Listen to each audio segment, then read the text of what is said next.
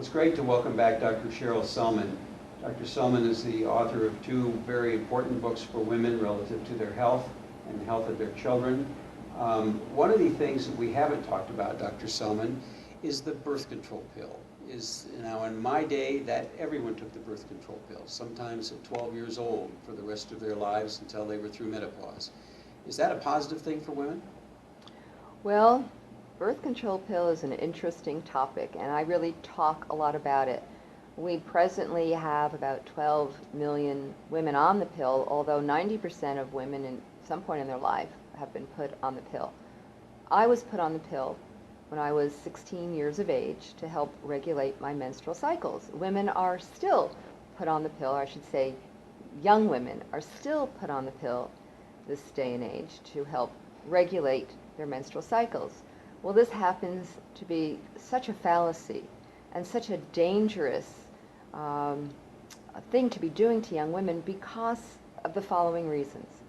First of all, the pill is made up of two types of hormones, synthetic estrogens and progestins, that are known human carcinogens. So we are exposing young women to drugs that will increase the risk of things such as breast cancer. And especially when they're introduced into the bodies of young women who are still developing and highly receptive to these hormones, will definitely be putting them at greater risk of developing breast cancer, and certainly earlier in their life they are at greater risk of developing breast cancer. So the other action of the pill is, this is the medical term, it's called chemical castration. So the function of the pill is to literally shut down the ovaries. And the function of our hormones are taken over, in a sense commandeered, by these synthetic carcinogenic hormones. So our body, the ovaries are shut down and our cycles are really run by these hormones. Now, when you shut down the ovaries, a woman is no longer ovulating. Menstruation is the creation of an ovulatory cycle, the building up of the lining of the uterus and then the sloughing of this lining according to the cycles of hormone production. When we're on the pill, this process stops. So it's a fallacy to say to women, we will regulate your menstrual cycles, or for the hundreds, thousands of women I've talked to who have been on the pill who believe that every month when they're on the pill, they're menstruating, they're having a period. And even doctors say you will have regular periods. No, you don't have periods as long as you're on the pill. You have forced bleeds. The same type of forced bleeds that women have who are on HRT in their 60s and 70s, which is as abnormal to have that in our older years as it is to have a forced bleed when you're young. So we are shutting off the menstrual cycle. And in addition to that, when we are on the pill, these drugs are known to deplete the body of key nutrients, deplete our vitamin Bs, including B6 and folic acid, B12, which are known to be risk factors for cervical dysplasia. It depletes minerals, vital minerals such as magnesium, zinc, selenium, important minerals for our health. It robs the body of tyrosine, which is important for thyroid function. It causes major nutritional deficiencies. And you can never be healthy if you are running at a deficit of these nutrients. So what we need to understand is that the pill has some serious consequences. Studies are showing us it can increase the incidence of osteoporosis and bone loss in women taking it. It can cause infertility. It can cause women to lose their libido, to have depression. It has many side effects, many health problems, some of them quite serious, such as the greater incidence of breast cancer for women who've been taking the pill.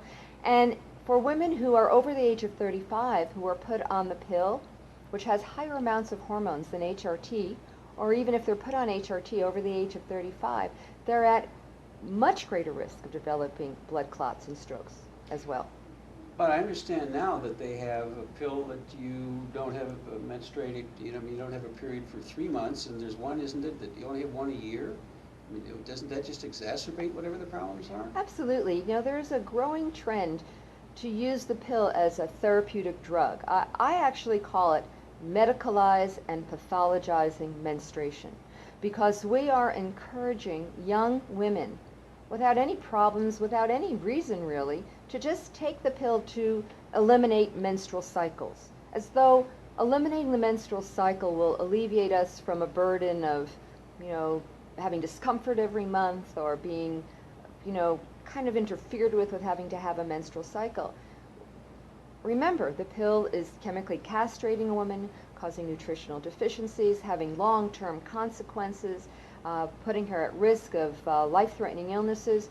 And the other thing that we need to understand, that a menstrual cycle in a woman is the way that she connects with her own inner rhythms. It connects her to her power.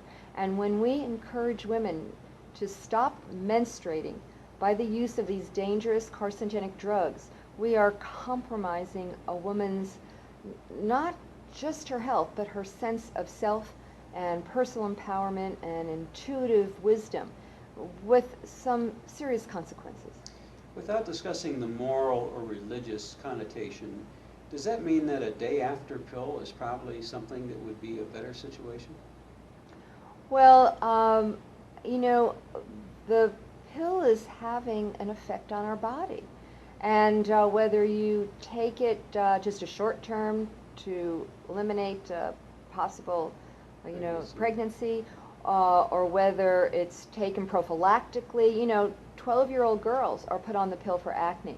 There are much better ways to get these girls healthy than to put them on the pill. There are consequences to be had when we rely on powerful chemicals, and in this case, carcinogenic drugs, to try to manipulate hormones. We are much better off doing it in a much more natural way, getting educated about what the real problem is, and helping these women at all ages regain their health, and the symptoms of hormonal imbalances will actually be eliminated.